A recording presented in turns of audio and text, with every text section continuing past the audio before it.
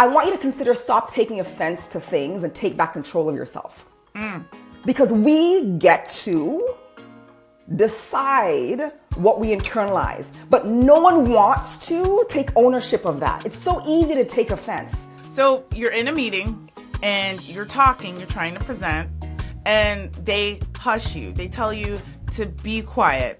What would Karen do? Some things need to be dealt with on a spot, and some things need to be dealt with outside of that interaction where everyone is. I ask that you call it out regardless of their position. I want you to physically turn and face whomever that person is. So if the person's right beside you, I want you to turn, and I don't want you to talk around them. We're speaking directly to the person who offended, who shushed you. You're gonna turn to them, you're gonna pause, turn to them, eye contact to eye contact with them alone. And you're going to let them know, I don't appreciate being spoken to in a disrespectful manner, as I do not disrespect anyone here. Pause. I'd like to continue, and I want you to continue with what you're saying. And I'd go back and address the whole group or table. Please call out being shushed in the moment. Please call out being shushed in the moment.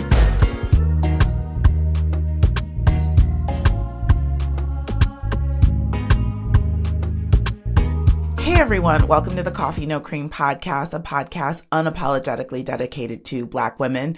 Here on Coffee No Cream, we like to share what I call Coffee No Cream moments, those things that happen to us Black women in business or in life just because we are Black. And today is our 10th episode, which is huge for me. I'm so excited that I've been able to be here for 10 episodes for you. We're doing it a little bit different today. I'm bringing back confidence coach, executive coach Karen Donaldson to touch on a topic that has come up in the first episodes of the show. We're going to be talking about how to advocate for yourself in the workplace. And it's really good because Karen actually does this for a living. She's the master of this. She's got a whole framework around what do you do when you're being minimized, when you're being shushed, when you have a bad performance review. How do you handle those sorts of things?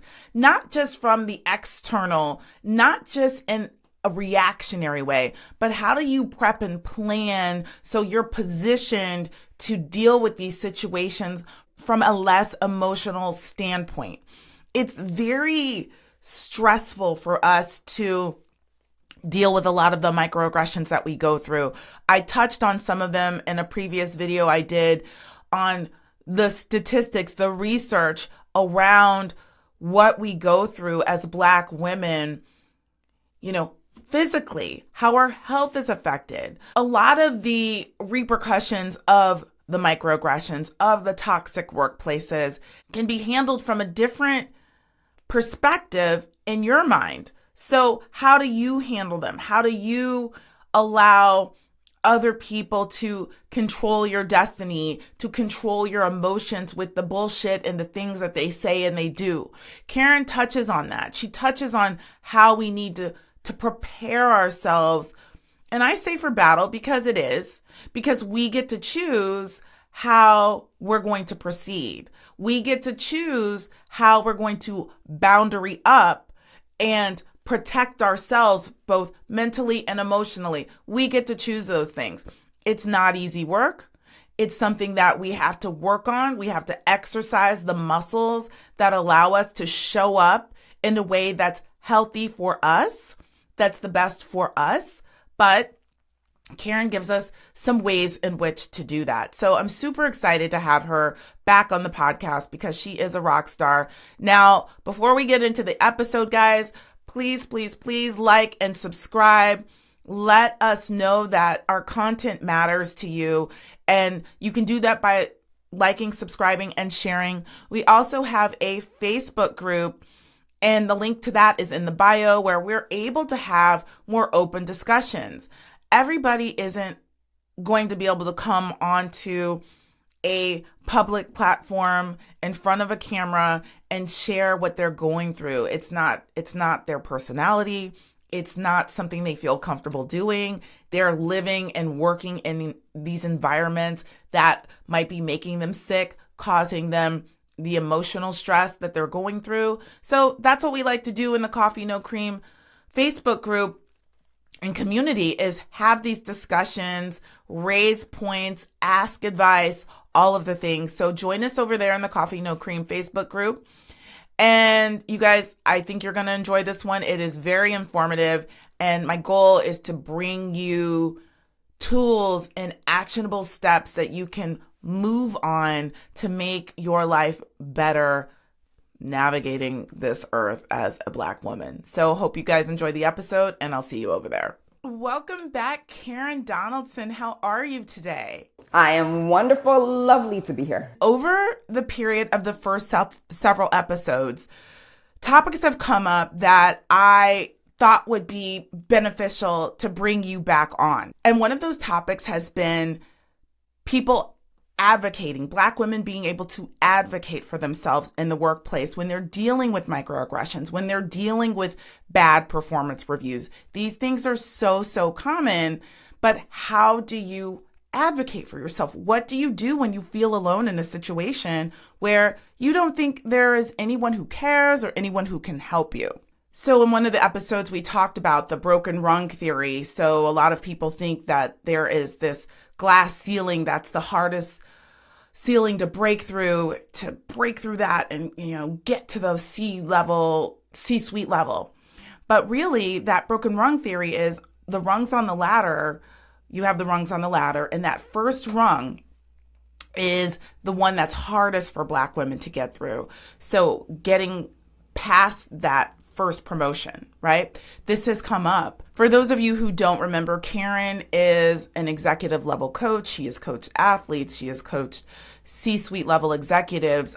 She has coached politicians, people in the entertainment industry, and she helps them to advocate for themselves. That is what she is good at. This is what she does. So I felt like bringing Karen back would be amazing for the podcast to kind of speak to the conversations that have been going on in the comments. Whether you're on an entrepreneurial journey, whether you are working in a corporate environment, advocating for ourselves as Black women can be tough. But Karen is here to show us how we can show up and show out in these spaces the proper way. Karen is going to give us some of the tools that we need on how to handle some of these situations that us as Black women find ourselves in.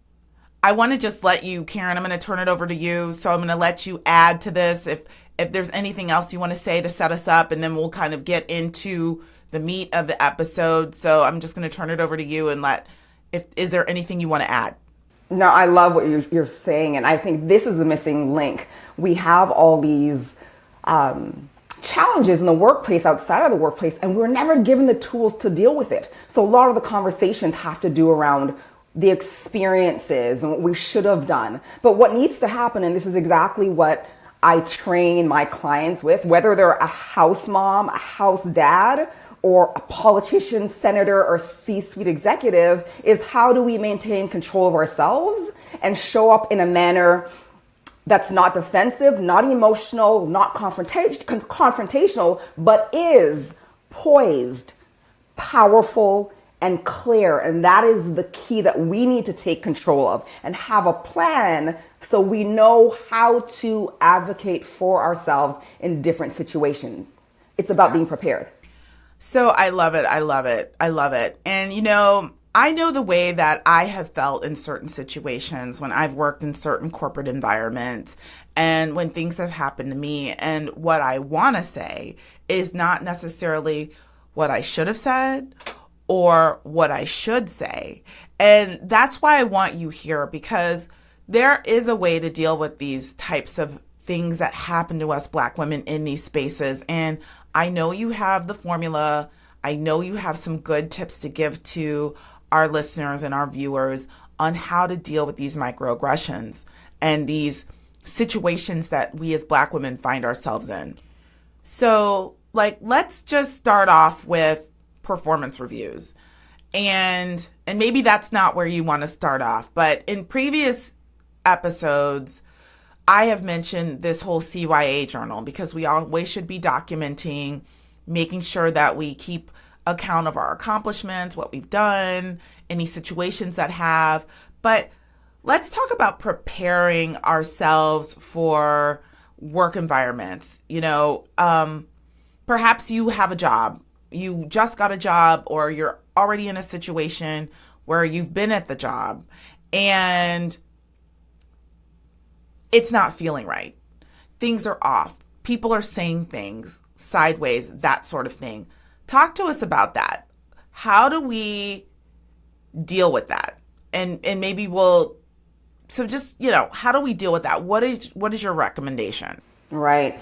Here's the first step that I want to touch on. I'm glad you gave that scenario, but I have a framework. It's called the ACT framework, ACT. So A stands for advocate, C stands for communicate, T stands for thrive, right? So when we talk about advocate, it's about knowing your value and what you need. So your clarity on that. The second part, the C, comes down to communicate. So it's about you speaking up with clarity, precision, and power. We can go over whichever piece you want to. And the last piece, so the T stands for thrive. Like, how do you sustain that momentum? How do you maintain that influence upwards? It's that really and truly that self-advocacy piece, because self-advocacy, Aaron, is not a one and done, right? It's a rhythm, it's a flow, it's something that you consistently have to do, and it's a way that you have to show up. So when we talk about those three phases, the first one, advocate. What do you want? What's your value? And a lot of the time we are ready to rebut because we're in a mode of reacting instead of responding. And the work is to start responding with preparation.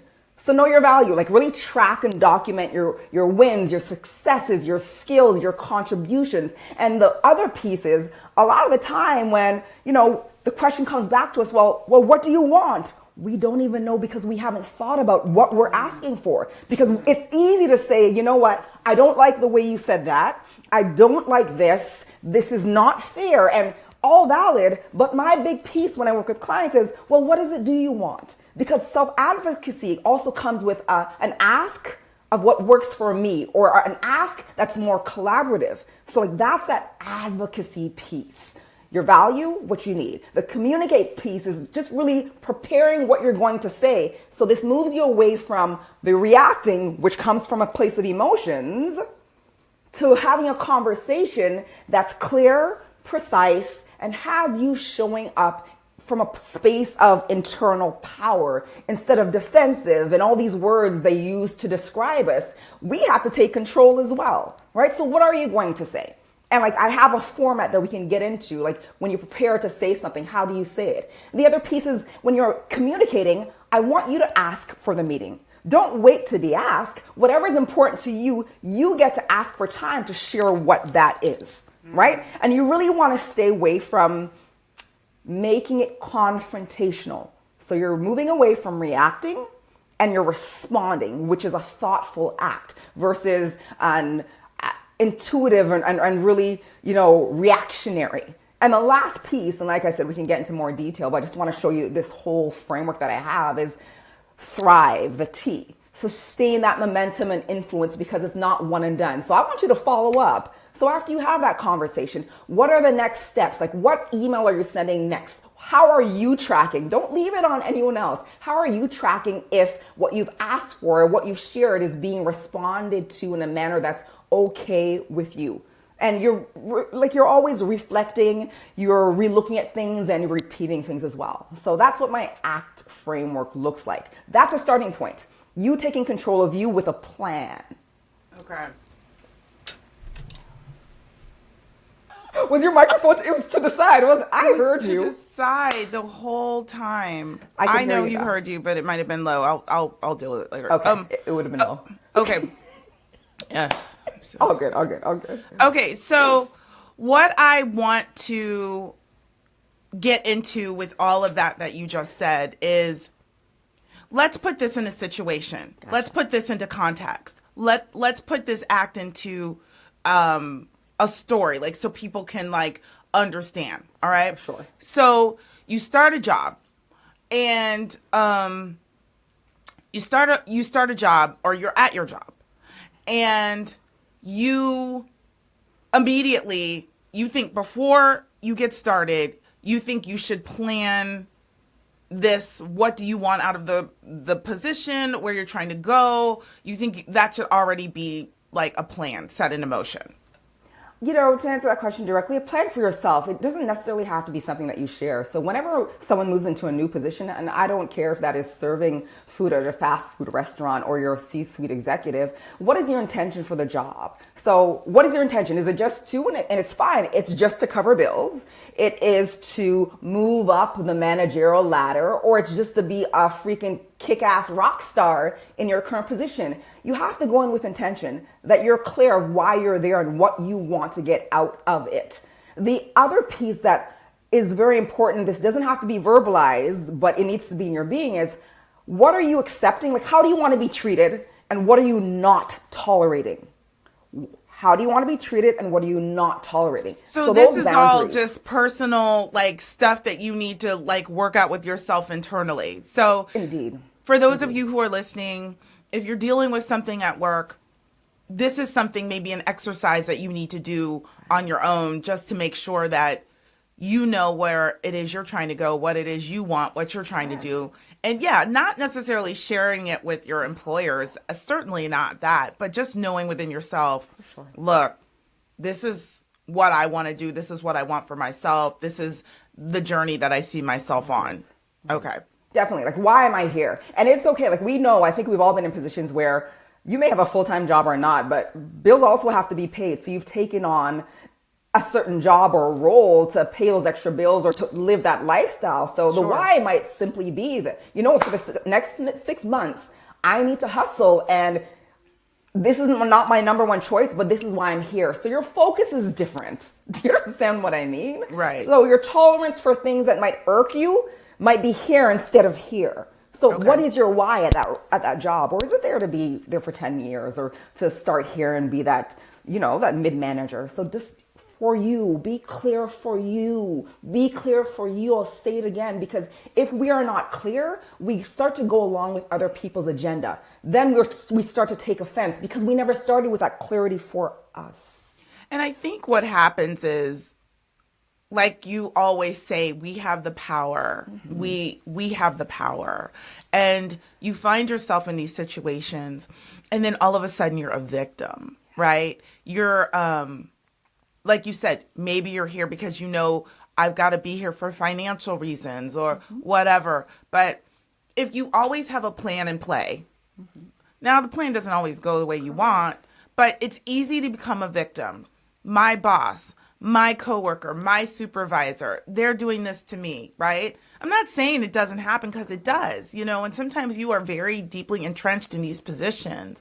But I like what you're saying about a plan, and I never really had one myself. I was just kind of, you know, I work here, I got the job. The job was the plan, you know, getting to the next step, making the next salary bump.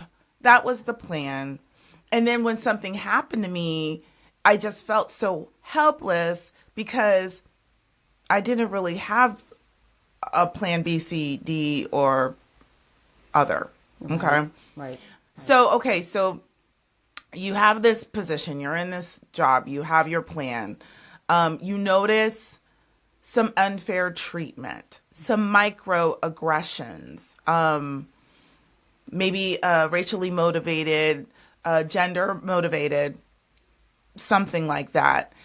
What is your step? Like take us through your acronym and tell us, like, as part of that, what do you think the next step is? What do you recommend? Definitely. It's speaking up, but not out of haste, speaking up and responding. So once again, speaking up with, and this is where communication or communicate comes in. You want to speak up with clarity, precision, and power. When I say power, it's not power above anyone else, your personal power, because you, once again, have a plan and you are clear with what your personal boundaries are.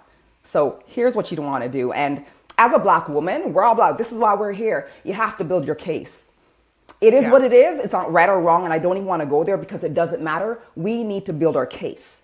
So you want to share and it's dependent on, you know, here's what I've contributed or here's what's happening. List it. So if something's happening in the workplace, my friends, you need the paper and pen. You need to record it. We need facts. That's how it is in the workplace as a Black woman, no matter your position, right? So here's what I've noticed. Here's what I've contributed, or here's what's been going on. On these dates, at this meeting, when I spoke to, I need you to be factual. Then you're gonna move on to, it's not okay. Like, my experience of this is not okay with me, right? So what's not working in the midst of what you've contributed that case? And then the last piece that most people, because we can list our faults of what we don't like, what's happening, who did it.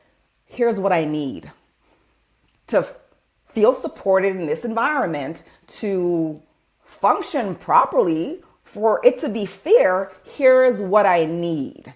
And you share that, and if possible, you can throw in, and this depends on your position, here's why it benefits the team or the company. Got it? So that's the format. So the fact of building your case, here's what I've contributed, or those facts of here's what I've noticed, here's what I've experienced, right? Then you're gonna move into if it's okay with you or not, like that boundary piece. Here's what I need, big piece, and here's why it benefits the team, company, or how it's collaborative. So that's the format. So what do you do though when, because this is all great, right? Yeah. But what do you do when, I guess dealing with microaggressions is really hard for me. It's been really hard for me when you can say, this is what I need, da, da, da, da, da, and you've gone to the supervisor, or say, you know, this is you, this is your supervisor, and there's another supervisor that you're talking to. And you're trying to tell this person with your built case and all of that. And it's minimized. It's not, because it's the strength of the power aggressive behavior from that person who is doing that is that it can't really be pinpointed. Right. It's not like they just blatantly called you the N-word or said something completely out of line. So how do you deal with that part of it? I think that's the bigger struggle. Like, because when I've said things in my past positions or tried to, it's just minimized. Nobody believes you. Gotcha. I love that question. I love that question. Do you know why? I'm dealing with a senior manager.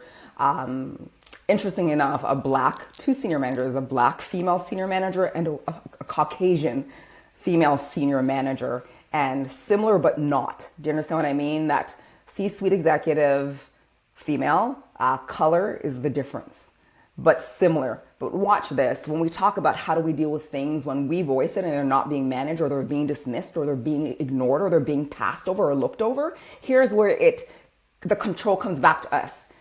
You have to ask yourself, well, what's next for me? I've shared it. I've done it respectfully, professionally. What do I want out of this, right? And some cases, you can't go anywhere. Like, your intention is not to, I'm quitting tomorrow. Like, we also have responsibilities. Absolutely. That's just not a reality for a lot of people, right? So if that is your case, you now have to ask yourself, well, based on what's occurred and me voicing these things, how do I now want to and get to show up? Because no one has control over that. So here, watch this. Ask yourself these two questions. What am I saying yes to? And what am I saying no to? Consistently, powerfully, and clearly. Because now we get to take a stand that although HR may not be doing anything about this, you get to do something about this. And this is where you show up as a leader in your own right. I don't care what your title is. It doesn't have to be manager. It doesn't have to be, you don't have to manage anyone. Show up as a leader in your own right and be very clear with what you will and will not tolerate. So it might be workload, and it might be, well, if this person keeps speaking to you in this manner, every time they speak to you in this manner, you address it. You don't wait 2 weeks until the meeting, you address it right after. we actually are we are responsible, even in the workplace, for how people treat us. And the more we take things on, it gives a message to the other person that, okay, you're fine being treated that way. So you need to catch all those things that you've made issues, not that you've brought attention to. You need to bring it up to the right person consistently. So it's you setting your boundaries and you maintaining those boundaries. So that's what I would say there. And that's what I have my clients doing. It's you show up as this powerhouse that you are. Start saying no. Start letting them know that the workplace and the language matters. And I definitely want to get into that. The powerless language and the powerful language we need to be using for sure. I was, I'm working on, and I've told you, some of the things I've got planned. And one of the steps to dealing with this kind of stuff is actually setting up boundaries, which, this is where it could be fun to me. Not fun, but this is gets into maybe a more making the conversation a little bit light, because this is heavy. This is heavy stuff. It's very stressful for us. And I mean, have you heard of the discrimination stress? I researched that. It's a real thing where we deal with discrimination stress based on race and gender, and it's chronic. So it just, I don't know if you've heard of that. I had not. What? I'm gonna listen. I'm sideways already because I challenge everything. So this discrimination stress, I'm not saying that it's not real, but here's what I want people to consider. I want you to consider stop taking offense to things and take back control of yourself. Because we get to decide what we internalize, but no one wants to take ownership of that. It's so easy to take offense. Be the victim. Yeah. You got it. Stop it. That's what I tell my clients. That's what I tell my clients who are making millions of dollars. I want you to stop it. I want you to stop it because you get to choose what you focus on. I mean, and that's really the only solution to keep you sane, right? Because you can be at home ruminating on this, thinking about it, dreading going into work and stuff like that. And I'm not a mental health care professional or anything like that, but that would have benefited me at a certain point in my career. Hell, as early as recently as a year ago, even, because you're right. It's before we went to Thailand and these people let me go, and I was like, well, you know what? I'm going to go to Thailand and I'm going to have a good time. And I didn't focus on it like that. I made the decision, but Aaron 20 years ago, right? Definitely would have been. And, I think that our parents get us to do that too, that generation. So we're kind of conditioned that way. When I told my dad, I lost this client, he was so it was I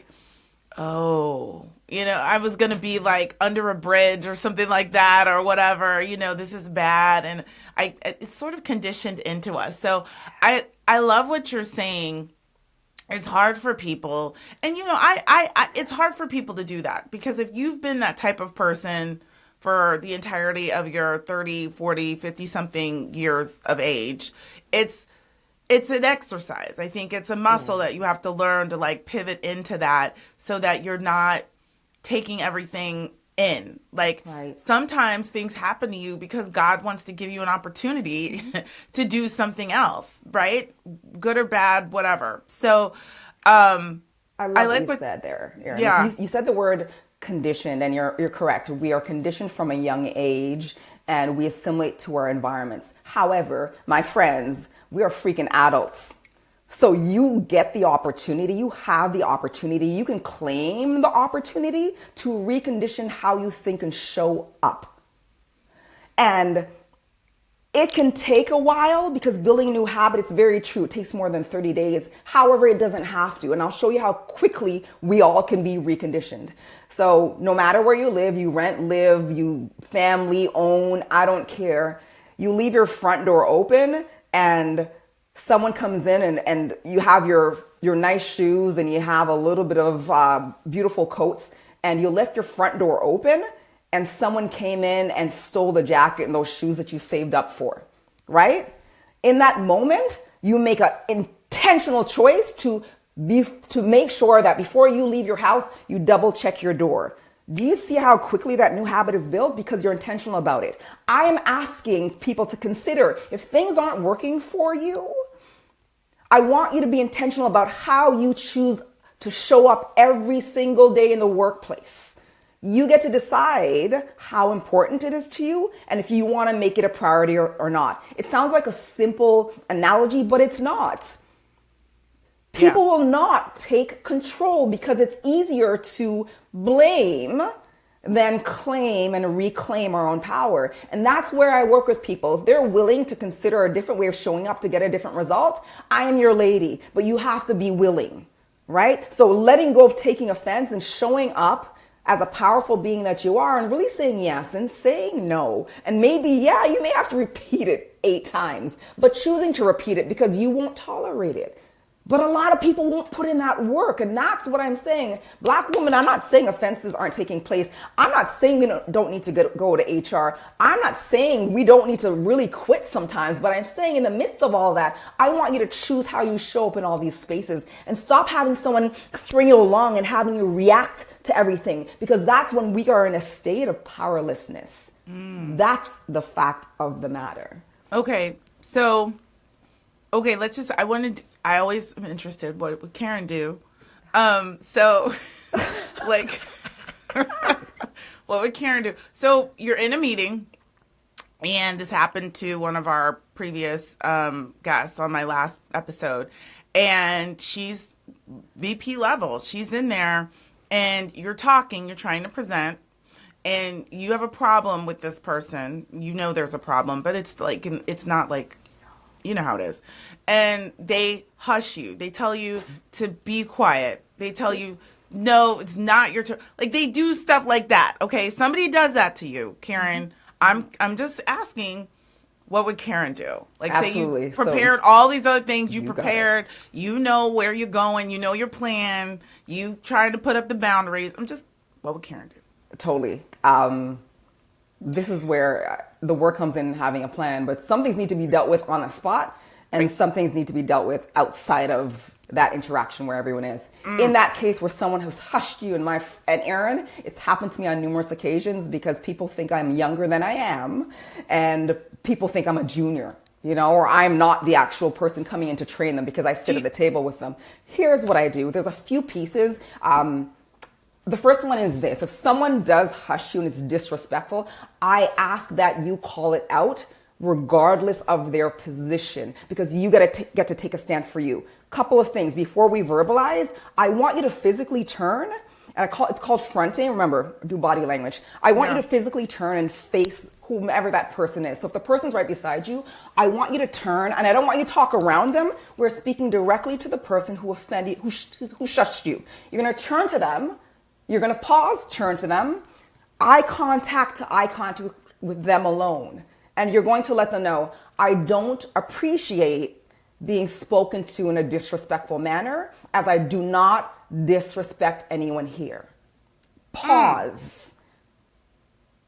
I'd like to continue, and I want you to continue with what you're saying. You have to call them out. You have to call them out because, one, it allows them to be clear on what you will and will not tolerate to that one person. And secondly, it puts everyone else on notice as to what you will and will not accept. So in that instance, that's what Karen would do. Actually face, and I'd say the person's first name, Aaron, I don't appreciate how you just spoke to me. It was disrespectful, and I speak to you and everyone else around this table respectfully all the time. So as I was saying, or I'd like to continue, and I'd go back and address the whole group or table. Please call out being shushed in the moment. Please call out being shushed in the moment. Because what you'll see is, especially when it's someone who's above you, position-wise, is everyone's afraid of authority. We've been conditioned as young people to be whoever authority is deemed as, perceived as. Right. But the authority is actually you. So when you do that, you also make room for other people to stand up for themselves. And you'll be so surprised how so many people afterwards were like, you know what, I admire you because people wish they could do it themselves. My friends, Stop people in the act when they try to shut you up, shush you. And that's how I want you to address it, verbally and with your body language, as I just shared. That's what Karen would do. Because that's a way to do it without being insubordinate, Totally. right? Indeed. Twist, though. Yes. Zoom call. What? How then? The same thing. Zoom call, once again, I want you to make sure, thank you. Because when we're on a Zoom call, say there's 8 people, we all know all the faces. Right. It's either, depending on how you set it up, all the faces are here, Yeah. or it might be the one person speaking, which might be your own face. And we won't even get into training for Zoom call because you should actually turn off self-view so you can't see yourself. But nonetheless, I want you to speak directly to, you'll see my finger, that pinhole. I want you to speak to the camera because not the person, if the person's on the screen at the bottom, don't speak to them there because it looks like you're looking down. When you look directly in the camera, it looks like you're looking directly in that person's eyes, and you'll do the same thing. Aaron, I don't appreciate how you've just spoken to me. It was disrespectful, and I'm not disrespectful in any capacity when I speak to you or anyone else around the table. I'd like to continue, and just continue. Say the same thing. Eye to eye means just camera to camera. Don't even wait for the okay. Just go for it. No. No. Thank you. We're not waiting for approval. Right. Turn, face, so body language, straight on, eye contact, first name, pause, disrespect, or call it out. Call out the offense in a professional manner. You don't appreciate it because you don't give that disrespect. And it's important to say that, I don't give that disrespect. Like, I'm using this language, but you use your fitting language. Take ownership. I don't do that. So that's why I'm not tolerating it. Right. Now, to continue with the presentation, continue. You're not asking, should I continue the presentation? My friends, continue with your freaking presentation. You had the floor and you're going to take back the floor. That's what you're going to do. Yes. What about, okay, so you mentioned that, something needs to be addressed in the moment. Then you need to, did you mention address it afterwards separately? Or once you've done that, do you feel like that's enough? Or do you think you should take it up with the person following the meeting? Not necessarily unless they ask for a conversation. So if it happens, the offense happens and you call it out there in the meeting and bring attention to it, there does not have to be another conversation because you've made it clear, right? We don't have to drag it on. You've made it clear. You've said what I don't tolerate. That the work is now on them. We don't have to school them and train them. We've told them that we won't tolerate. Right. Now, if it's something that was under your skin and it wasn't overly blatant, right after that meeting, you're going to go and request time and you're going to say, Aaron, could I speak? No. I don't want you to get in the act of asking for permission. So we walk out of that meeting, Aaron, I'd like to speak to you for 2 minutes. Is now a good time? So you're saying, I'd like to speak to you, right? That's clear. Right. You might say it's now a good time, or maybe they have another meeting, but I'd like to speak to you today. And then let them know, what happened in the meeting was not okay. I don't do that. And here's what I want done instead. That's what you do. That's tough. I mean, it is. That is, that's like, yeah, I'd love to do that. I know that's going to take a lot of people a long time to get there. Right. And here's where I want to challenge you. I'm like, okay, so is it okay for you to sit and take the disrespect? So how long are you willing to sit and take that disrespect, guys? I know it's hard. I hear you. I agree it's hard, but these are the questions I want you to ask yourself. But how long am I okay being spoken to like this? And then we have to lady up our asses. Excuse my language. I don't know if you swear on here, but we need to lady up our behinds and put in the work. Yeah. It's unfortunate, not right or wrong. I think it's wrong. It's the reality and what we have to deal with. So we either prepare ourselves to deal with it. And it's so great that you have this incredible podcast so we can have these conversations. And it's not going to happen overnight, but take the step. I want you to feel the fear. I want you to feel uncomfortable and do it anyway. Don't wait until you're comfortable. Don't wait until the fear comes down. I want you to feel it and do it anyway. And you will see on the other side, no matter how that person responds, how magical you feel about yourself. And then it becomes easier. I can agree. That happened to me with a client and they were talking to me crazy. And I said, wait a minute, do not talk to me like that. We do not. And it did feel really good. I was like, me and my team, we are working our asses off for you. Perfect. You don't have the right to talk to me like that. And I felt really, really good. And in that moment, they were like, I'm sorry. I think this person, they felt like, as I'm running my own business, like, I pay you, you work for me. No. Happened, well, you work for me. I said, no, I don't work for you. I work with you.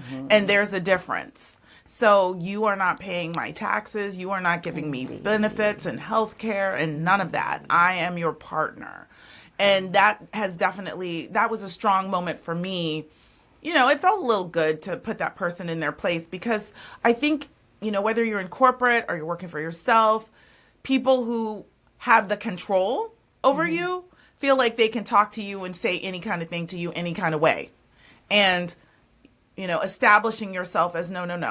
Indeed. And I think the boundary setting is huge, because sometimes we have none, especially when you're younger, right? I was a younger person working in corporate spaces, and because I was single with no kids, I was boundaries stepped all over left and right. So I had to learn that, as I got older. But yeah, I love what you're saying here. Let me give you another example, because I like these. I like these because I'm like, they're actionable for people. Right. So like what happened to my girl, Michelle. You're in an interview or a review, and you've done everything. You've kicked your own ass. You've done it all, and you're sitting there with a person that has a problem with you because of circumstances beyond your control, right? And they give you this shitty review. It's happened to me. You're asking why.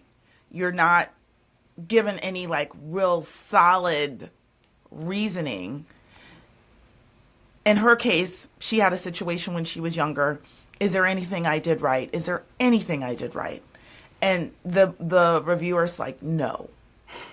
So in those situations, because it happens, our performance reviews are harsher. Yes. What do we do?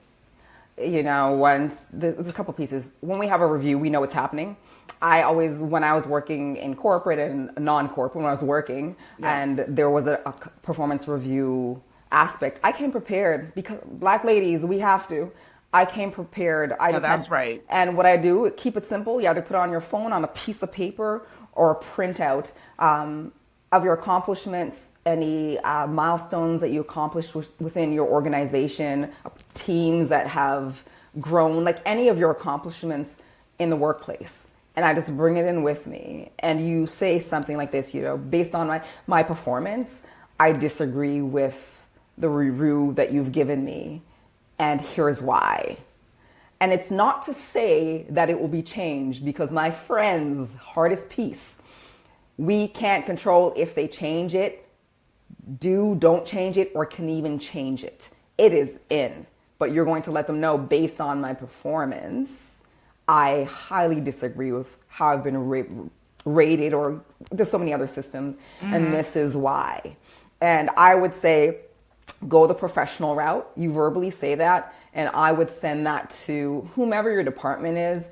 It may be, I would say you'd send this same thing in writing by email to that manager who reviewed you, their manager, their boss, and HR as well.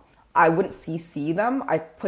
They're all in the 2 line, all 3 of them. Them, their boss, and HR, or HR and the person who reviewed you. And I want you to, and this is the word, I want you to be uncommitted to the outcome and attached to showing up and saying this and doing this. Because we don't have control over what will happen, because they have control over what they'll do. But I want you to be committed and attached to showing up with power, being clear and voicing your opinion, concerns, and boundaries. I'll say that again. Far too often, we're attached and committed to the outcome. I want you to be committed and attached to showing up as a powerful force that you are, regardless of what your title is.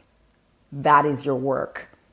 being attached and committed to showing up in that manner, not the outcome. If we do, our emotions and our lives will be swayed by external factors. Take back control. It's work, but it's the right work. It's the right work.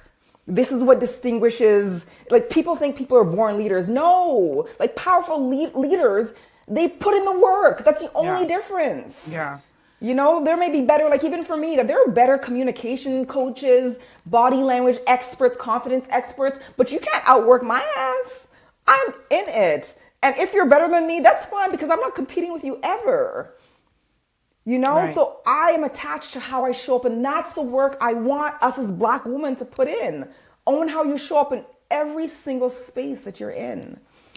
I love what you said about coming prepared, right? Mm-hmm. We talked about this, Monique McKinney and I, when we talked about performance reviews, and she had a coffee no cream moment where she was called loud and aggressive. She's an HR professional. That's what she does. But we didn't touch on, though, she gave us some great tips about what to do when this happens. Very similar to what you said. The one piece you added was come prepared, like come prepared. And this happens, different organizations do it differently. Indeed. A lot of times you self-review yourself and then you go over it with your supervisor. So you've kind of done that. But I stand by, and this is part of the CYA journal that I say women should have, Black women should have for sure. Cover your ass, document what's going on at work, write those accomplishments down. Because in the moment when you are sitting there being told that you aren't the best performer, you're not performing at the level that they want you to perform, or whatever little bullshit they decide to pull out on you, you're not going to remember all of the little things that you did. So you do have to come prepared, because you're shocked, you're stumped, you're like, emotions are high. Yes. Yeah. And what you're saying is you come with that document, you say that, and then you add that as an addendum to your review if it's in your file. One last thing I want to just touch on. I know we got to go. All good. We're good. The exit. When you know it's time to go, right. Which sometimes it is. Yeah. So how to, and I don't even know if it's determining that, because you, like you said, you decide. I think more of the question is, people tend to stay and take it, but people are continually they're allowing themselves to stay in it, to deal with it, which I don't know why we do, right? Because you do feel stuck, because you do feel like, I got these bills to pay, I got this mortgage, I got this car note, I got these kids. And so we just start to take it as this is life. This is normal. This is the job, right? Indeed. So what do you have and your, just some wrap up words of encouragement in order to just bounce out, get out, start the business, do the thing, get the extra certification, move on away. It's part of the plan, true. But yeah, give us some closing words. Definitely, two questions to ask yourself. What am I allowing and what am I tolerating? And I'm a simple lady in the aspect of, I really ask people to write it out. I don't want you to type it in your phone. I actually want you to get a piece of paper. If you're not happy in your role, piece of paper and pen and write it out, because there's a pen to mind and frontal cortex connection, and we won't even go to neuroscience. But nonetheless, write out what you're allowing and what you're tolerating.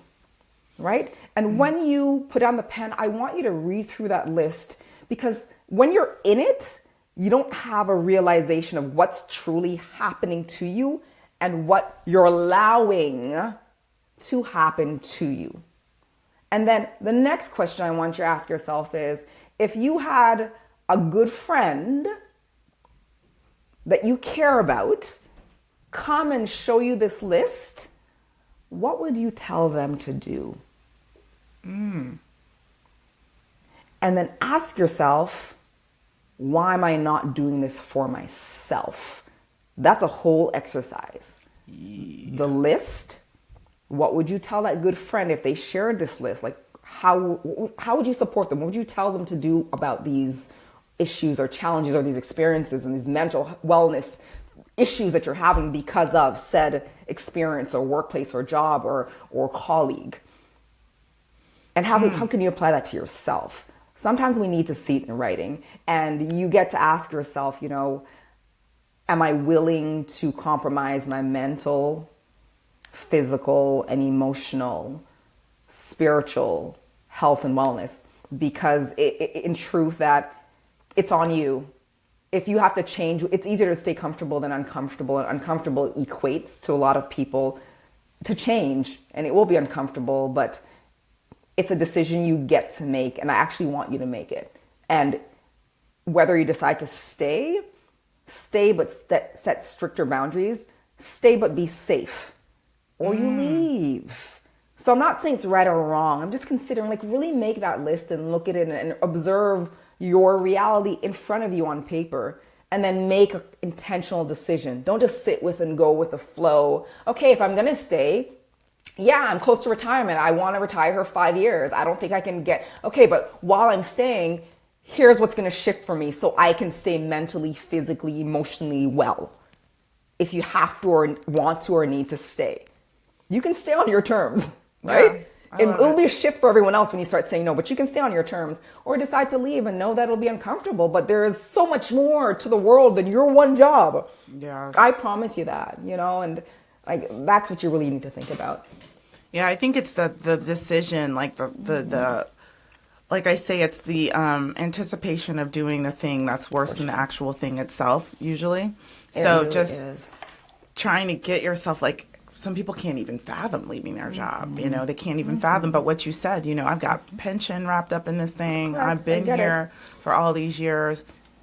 But I think you've given us some really good tools. So just to confirm or to reiterate, tell us ACT one more time. Absolutely. My ACT framework: advocate, communicate, and thrive. So advocate is know your value and what you need. Be clear about what you need. When it comes to C, communicate, I want you to speak up with clarity, precision, and power. Build your case. Be prepared. And the T is for thrive, like sustain that momentum, that influence upward. Because when you're advocating for yourself, it's not a one-time affair. It's a flow. So consistently and continually do it. And know that it might be uncomfortable, but listen, we either tell people how to treat us, or they'll treat us how they deem. And the last thing I want to touch on, Erin, as we kind of wrap up, 2 things. Powerful phrases to start using as you advocate for yourself, and powerless phrases that you need to stop using ASAP. Okay. So some of the powerless phrases are this. First one: sorry to bother you. Sorry, Stop. no, sorry. No. I was just wondering if maybe. No. We're looking for power, clarity, poise, and clout. I don't want to overstep, but. Or another one is, I'm probably wrong, but. Or I hate to ask. It's where we're asking for permission. And here's what we want to start saying. Here's what I know. I believe. I'd like to propose this idea. I'd like to propose a solution. I'm confident that this approach, based on my performance, based on our past experience doing this, here's how I think we should move forwards. I'm committed to excellence, which is why I want to ensure I share this idea before the meeting. I want you to be decisive with your phrases. Stop questioning yourself. Stop asking for permission. Declare. Be decisive. State it.